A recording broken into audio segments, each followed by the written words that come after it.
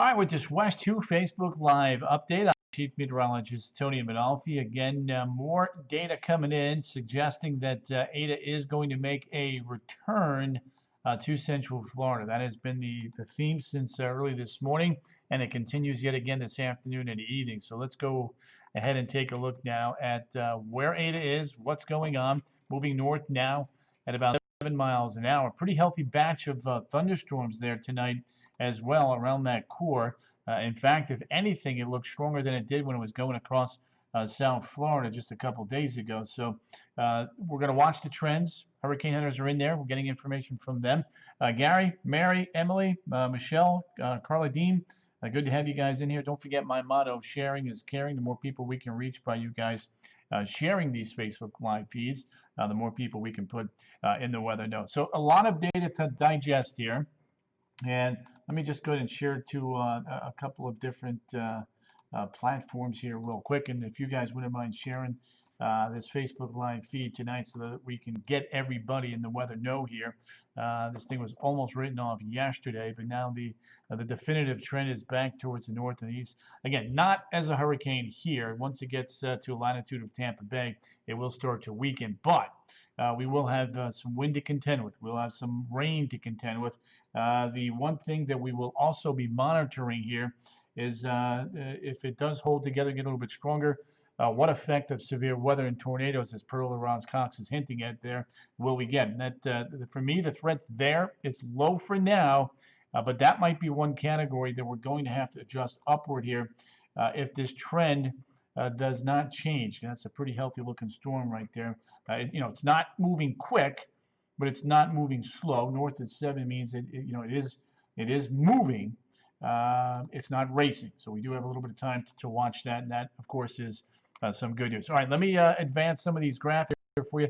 Guys, thank you so much for sharing the feed. I do appreciate that. So let's take a look at the long, wide cone. Kern, County, California. Good to have you there, Joanne Lynn. There's a look now at the long track, and I think you're going to see a significant adjustment to the east and over the northern reaches of our viewing area. I think this cone will start to cover from Orlando on north, if not even northern Osceola and Brevard County. When you see the definitive turn back to the north and east here in a second, you'll know exactly what I'm talking about. Tropical storm watches are up. There we go. Havana, just north of Fort Myers, Tampa, over towards Cedar Key. That's what we've got going on. Now, check this out. This is the switch in the cone tracks tonight. This is a biggie. This is why I feel pretty confident that we're going to have a lot more impacts. So that was the cone as of the 4 o'clock advisory. Now you look at all the model tracks and where are they headed? They're going right over Sumter, Lake, Flagler, northern Volusia, Marion counties, and then on north and east. A track like that means we're going to get significant rainfall along that track there. And that cone is going to significantly shift instead of west to the northeast along where most of those spaghetti plots are. So I think we'll see an adjustment to that coming up tonight at 10 and 11. And this is based on the old cone where the probability or chance of tropical storm force winds only at 20% in our northwest counties. I think that's going to jump up to 30, 40, maybe even 50% based on the trends that we're seeing here. Again, the time for me for this is midnight Thursday to midnight Friday. I think it's going to pick up speed here. I think it's going to come right across and move a little bit quicker than most models are suggesting now with the trend on the evening computer model run. So there's a look at that was based off of the old data. For me, I think you're going to see a good chunk north of the 408 in the yellow, which is going to be the tropical storm force winds. The models again. I want to show you the models unimpeded without the cone, and I'll zoom it in, and you'll clearly see there that the northern half of our viewing area is now in that cone. So for me, that's a big deal. That's a definitive change there, and has been the trend since early this morning. The models have this pinged at strong tropical storm and or a hurricane tomorrow, and then weakening on approach to central, west central, and northern Florida here as we get into Thursday and Friday. So let's do this. Let me show you what's going on, why the change, why the shift in the tracks today. And that's a great question. It's come up a lot on social media. Well, this big low here is certainly a little bit stronger than the models had anticipated just 24 hours ago yesterday. There's a cause and effect. What comes in pushes everything to the east. So this high is strong, don't get me wrong, but this trough that's building in is going to displace this high a little bit more to the east. That's going to come to the north, and as the upper level winds begin to meet up with it, instead of coming due north or due northwest, because the high is moving more to the east, it's got more wiggle room back to the east. And that's why the models are shifting tonight. You take a look here.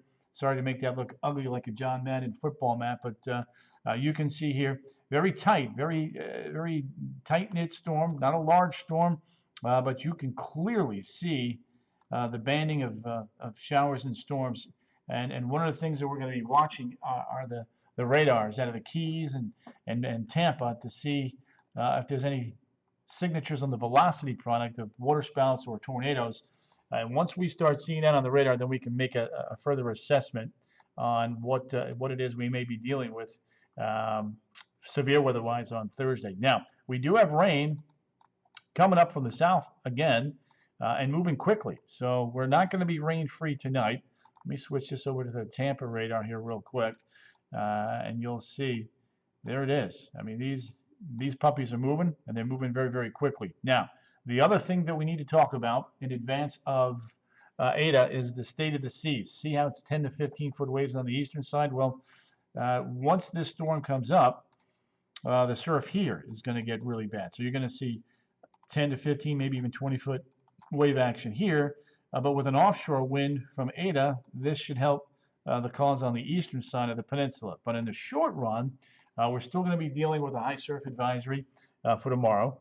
Large breaking swells, still 5 to 7 foot breakers. Those are the breaking waves. When we say breakers, we mean the waves right there on the beach where you go in, not the seas farther out. Those are going to be much higher. So seas are always higher than the breakers. We usually take about 6/10 of the seas to get the breaking waves. Just FYI for the correlation there.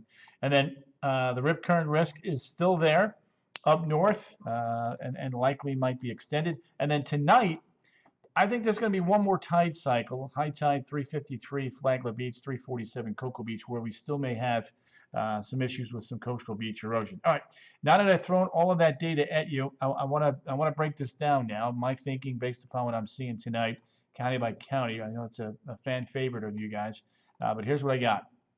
So there's Futurecast. We'll take you through this. And this model here was the one that really first started picking up on all the changes. And I showed it at 4, 5, and 6 because I didn't like what I was seeing down there off the northwestern tip of Cuba. But there's your showers and storm. I mean, this puppy's hauling. I mean, it looks like it wants to accelerate in and out here fairly quick. There's daybreak.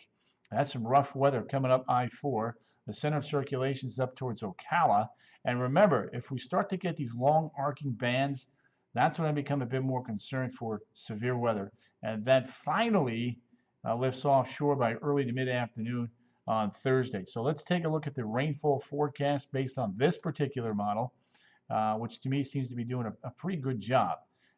So we get the rain tomorrow in the afternoon, and then the main entree, the main show arrives overnight Wednesday into Thursday with the potential there along that south and east side of that storm for anywhere from 1 to 5 inches of rain. That's a lot of rain in a very short period of time. So again, Citrus County is going to probably be experiencing a tropical storm winds when this comes ashore Wednesday night, Thursday morning. So let me show you the differences amongst the wind gusts. So this is the RPM, same model, which is doing a good job, I think. And then I'm going to walk you through this here real quick, so just be patient with me.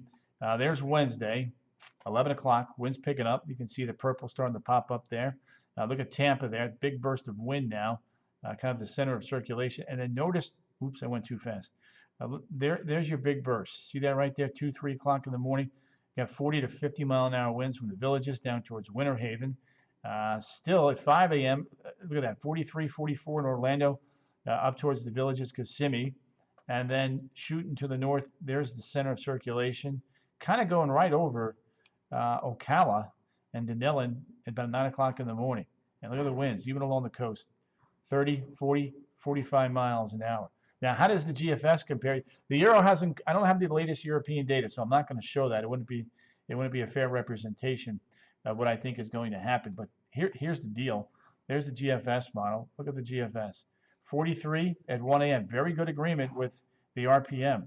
42 in Claremont, and then you can see it just kind of races up towards the north and the east throughout the course of the afternoon. So this is a very, very early call on ETA's what to expect county by county, and this is highly subject to change, but based on the data I'm seeing now, Thursday, beginning at midnight to Friday midnight, so essentially Thursday, sustained winds of 20 to 30, gusts 35 to 50 for Marion, Sumter, and Ocala. Rainfall amounts would be anywhere from about 2 to 4 inches of rain.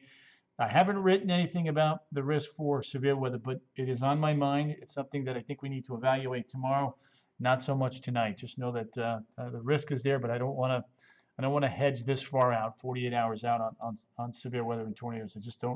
We don't need to put any more stress or other concerns on you for now.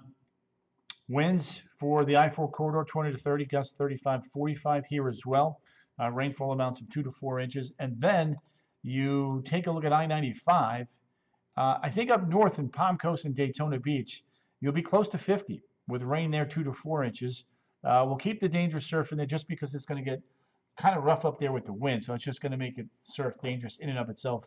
So we'll keep that in there, and we'll be watching the risk for severe weather, tornadoes. So when you break that part down, the local impacts Thursday, coastal concerns are low to moderate, flooding, moderate, maybe moderate high. I want to watch the rainfall trends there. Tropical storm force gusts, just like the last event, medium threat there. Forgetting those. Tornado threat is low for now, highly subject to change. So there you go. Good news, Tiffany. Yes, I do. I do have some good news. I'm glad you said that.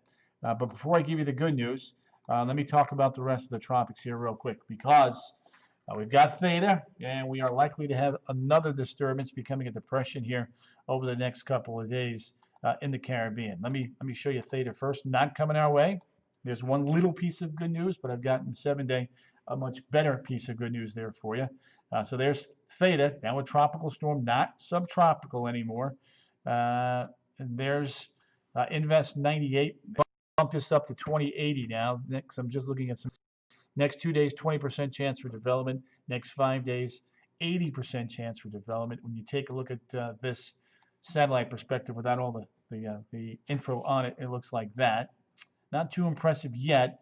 The crazy thing is that this could become another hurricane, and unfortunately may head towards Honduras and Nicaragua yet again. That would be an utter nightmare on the heels of what happened with ETA last week. So let's take a look at that right there. You can see there's a little disturbance right there. It's south and east of San Juan. Disregard all the highs and lows on there. I didn't. Let me do this. I'm going to clean it up. Let me do this. Boom. There we go. So that is a look at our setup right there. That high is going to get pushed. See this big trough? That's going to push that high back just a nudge to let the storm come back to the east. That's the biggie tonight. So there's ETA, and you can see, if you look right here, see this? That's your front. All right, and that's going to have just enough. And you can see how this storm is already coming northeast. There's absolutely no doubt about that. Let me zoom it in here. This is really starting to pick up nicely, right there. So, you know, there's your starting point. You know, it's almost going like that. But we are a good ways out from the radar, so it can be a little skewed. Most of the models want to take it this way tonight over Tampa and then back over north central Florida. All right, the good news. Somebody wanted to know about some really good news. Hi, Lynette. Hi, Ann. Figueroa. Here's your 7-day. And again, sharing is caring. The more people we can reach by you guys sharing these Facebook Live feeds, the more people we can put in the weather note. So there's a look now at your 7-day. And notice the weather on Monday. That is a big time drop in temperatures as another strong cold front will be coming on in and greatly improving and enhancing our weather for the better. So that is the one good little bit of sunshine there in that 7-day forecast. A little light at the end of the tunnel so far. So, guys, want me to go over the tropics again? Not a problem. That's what I'm here for. All right, so the big breaking news for me tonight is the trend on these models. Definitely a definitive pushback over Central Florida here. It looks like it's in the works. So you're welcome for all these weather updates, Marie. Dolores, Tuesday does look great. 72, Denise. That's what we're forecasting for now. May change by a few degrees, but certainly looks drier and cooler, complements of a strong cold front that should be coming on in. So here's a look. That's the satellite presentation. And I'm going to tell you, this looks more impressive now than it did when it was coming across South Florida. The symmetry looks better. There's not as much dry air in there. There's a big area of showers and thunderstorms, which is certainly leaning towards the north and the north-northeast here. The next update from the Hurricane Center should have a definitive pushback over central and northern Florida when we get that tonight, when we're on the air at 10 o'clock. So that is my expectation based upon what I'm seeing tonight. Juan, thank you. Jeff, thank you. Flight delays out of OIA are, if the trend stays the way it is, Thursday morning for sure. There could be some issues there. That would be something that you would want to certainly keep a close eye on over the course of the next couple of days. It's a good point there. So there you have it. That's a look at the latest there on our cone. No, I don't think I've frozen. Good. So yeah, so that's a peek at that. Let's see if we got any more questions. Good questions here. What impact? Okay, yeah. So time in the villages again is going. Let me just cycle through these graphics one more time, and then we will. There's ETA. Again, there's your satellite loop right there.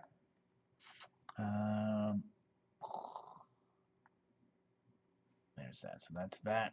Here's the radar. There, and then the cone for me is going to shift to the east. Again, one more time, I'll go over that. I know lots of folks are just popping a kite surfing this weekend. Donnie, you're a brave man, my friend. Actually, the weather by the weekend is going to be a lot better. So there's the cone. This cone is going to shift to the east, and I'll explain again one more time for those of you that just got in. Tropical storm watches currently up, could be upgraded to warnings here tomorrow, if not tonight. 24. Let's see, 24 hours. Yeah, could be tonight. Usually like to get it 24 hours out. All right. So what's going on with the models? Here's what's going on with the models. Notice how there's a definitive pushback towards central and northern Florida between Daytona Beach and Jacksonville. The majority of the tracks tonight are over the northern reaches of our viewing area. But everybody, even if the center point would go right in the middle there, folks in Brevard County would have a bunch of wind as well. And the chance of tropical storm force winds, this is from the earlier run. This is going to greatly increase. For now, Marion County is in 20%. I expect that to jump up to a 50% chance of tropical storm force winds by the time we get into the update tonight around 10 o'clock, just FYI. Can you show the European model, Brandon? Is the old one? It's not updated, so I'm not going to show it to you. I do have some GFS stuff in here. GFS has updated. I'll go through that here in a second. But the Euro is going too far north and west for me. So I don't want to show something I don't believe in. If I liked it, I would certainly show it. You guys know how I roll and what I typically like to do. And we are on the dirty side. You don't want to be in the front right quadrant, Dolores. Excellent point there. We did talk about that severe weather risk. So this is the run based on the earlier data. You're going to see the yellow over north central Florida for sure by the time we get the next run tonight. Again, the reason for that is because of this. The model trends and tracks now definitively again to the east. Definitively again to the east. So that is why we are, so to speak. The hurricane chance is over the water and falling apart on approach, telling us that the storm is going to be weakening. You take a look at the close-up shot here of the models without any cone or anything else on top of it. So there you go. EM, you got it. Flores, Amy, Riddle, Capo's in the house. Good to have you there. Rosa Reyes, got it. All right, so forecast intensities one more time. There's one or two models still at Category 1 hurricane during the first half of the day tomorrow, then weakening on approach to central Florida. The wind field and the radar are impressive here. I'll show you that here right now. Give me a second. Stacy, Bruno, there may be a chance of that. Yes, we'll have to wait and see how this plays out. But I am with the models trending over us. The threat is going to be there. I've got it low now, but I want to wait another 12, 24 hours before I up that to medium and go from there. And there's a big batch of rain coming up from the south, by the way. The next step of graphics will show hour by hour when to expect this next round of mess from ETA coming in. There's most of Wednesday, a couple of afternoon showers here popping up late in the day, but the main entree, again, overnight into very early Thursday, you can see big slug of wind and rain right there, overnight Wednesday into Thursday. So that's what we got. Then the storm lifts off towards the north and the east. So with that, for now, coastal concerns will stay low for Thursday. Flooding, tropical storm wind gusts. I'm going to put medium. Tornadoes low for now. I want to wait another 12, 24 hours to see what the latest runs do, what kind of shear we see. I may have to jump that up to a code yellow there for medium. So we'll watch that. The Lars, let's hope not. But let me show you the rainfall forecast here. And you can see overnight into Thursday evening, the model's printing out a lot of rain. The GFS, I don't think, let me see something. Do I have the GFS? Okay, here's the GFS. GFS just hasn't caught up yet. That's it's not working for me. Don't like it. But I did want to show it to you. Let's see here. Let me finish it up with the wind. Two wind models here real quickly. You can see here that this is the RPM wind gust, not sustained winds. There we go. There's midnight Thursday, 1 a.m. jumping up, getting into the mid 40 range by the time we get to Thursday morning. 40 to 45 out the door in the morning, and then everything kind of blows offshore there fairly quickly. GFS, here's what I got for the GFS. GFS does this.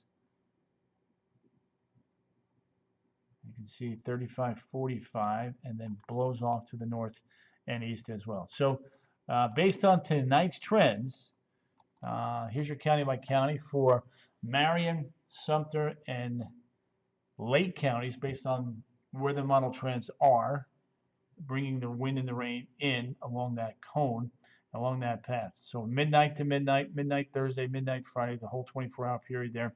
Sustained winds 20 to 30, gusts 35 to maybe 50. Rainfall could be 2 to 4 inches of rain. Melissa, yes, that would indeed be the case. They will evaluate this, I'm sure, for tomorrow and then go from there. We head farther to the east along I-4. Sanford, Orlando, Kissimmee. Winds sustained 20-30. Gusts during the morning, early afternoon hours, 35-45. Rainfall here also in the 2 to 4 inch range for Thursday. Then as we take a look now at the coast, think the winds are going to be stronger up towards Palm Coast, near 50 in gusts. But I think in southern Brevard County, probably closer to 40. So big difference between south and north. Still going to have some rough surf there. Going to have to watch that. Hey, Karen. Hey, Nicole. Alejandro. You're welcome, Dolores. Again, I'll see you guys. Dolores, I'll see you tonight at 10 on the CW18 or 11 on West 2 News. Lakeland is going to be in that, the wind gust range and very close to tropical storm force for sure there. And it's going to be overnight Wednesday into Thursday, first half of the day. So there you go. Vived, gotcha. So that's a look at that. So as far as the rest of the tropics are concerned, we have two other features for now. I'm not worried about Theta. That's clearly pulling away. We'll watch what's soon to be Iota. I don't think that's going to be an issue for us, but it may once again, unfortunately, be an issue for Nicaragua and Honduras. All right, I want to end it on the 7-day, a positive note, a good note here. If this thing does move quickly, or more quickly, I should say, I would clean up Friday's forecast and go much lower and lower the pops there on Friday and Saturday. I want to get one more model run before I'm in that camp. But definitely Wednesday and Thursday are going to be active, especially Wednesday night into Thursday. Friday should be hopefully improved if the models don't slow this thing down. Saturday, Sunday, Monday, warm, humid. Front comes in as we get you into Monday night and Tuesday. Boom! Loving it. 65, 72. St. John's River, Tina, is going to be an issue if we get all that rain. It's already in a flood warning, so that would further exacerbate that issue up there. So there you go. All right, let me rock and roll. I'll see you guys tonight at 10 and 11. I'll continue to keep you posted with updates on Facebook, Instagram, Twitter, YouTube, and of course right here on West 2 News at 10 on the CW18 and West 2 News at 11. Hopefully this will be the last storm we have to deal with in Florida for the 2020 season. Bob, I will be working. Yes, absolutely. All right, gang, let me rock and roll. Make some updates. You guys are always a great group. Don't forget, like, follow, share the feeds. Appreciate that. Every time I go live, you get a notification by following and liking when we need to make an update or if we want to bring you some news about the weather. All right, gang. Toodles. See ya.